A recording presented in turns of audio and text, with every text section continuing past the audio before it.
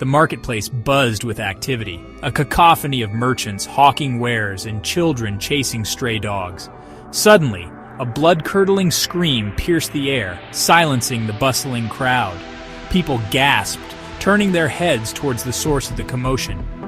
A man, his eyes wild and clothes torn, thrashed violently, held back by several strong men. His tortured cries sent chills down the spines of onlookers, their faces etched with fear and apprehension. An invisible force, dark and sinister, had a hold of him, twisting his features into a grotesque mask of torment. Through the parting crowd, a figure of serenity emerged. Jesus, his brow creased with compassion, walked steadily towards the tormented soul. His eyes, filled with a deep knowing sadness, met the wild gaze of the possessed man. A hush fell over the marketplace, the crowd seemingly mesmerized by the tranquility emanating from Jesus in the face of such raw terror. The air crackled with anticipation, a palpable shift from chaos to expectancy. Hope, like a fragile seedling, began to sprout in the hearts of those witnessing the unfolding drama.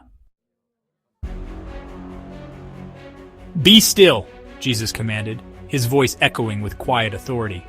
The very air seemed to vibrate with his words, carrying a weight that belied their simplicity. The possessed man convulsed, the dark entity within him resisting the command. Then, as if an invisible hand had ripped it away, a shadowy mist shot out from the man's mouth, twisting and writhing in the air like a wounded serpent before vanishing into nothingness. The man went limp, collapsing to the ground with a soft thud. His chest rose and fell in an even rhythm, the wild look in his eyes replaced by a dazed confusion. Silence, heavy and absolute, blanketed the marketplace. Then a collective gasp rippled through the crowd as they witnessed the miracle. The man, moments ago a vessel of torment, sat up, his eyes clear and bright.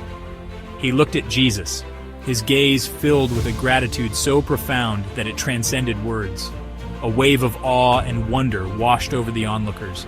Murmurs of "He has cast out the demon, and it's a miracle," filled the air, replacing the earlier sounds of fear and trepidation. In that moment, under the warm gaze of the Son of God, even the skeptics struggled to deny the power that had been unleashed.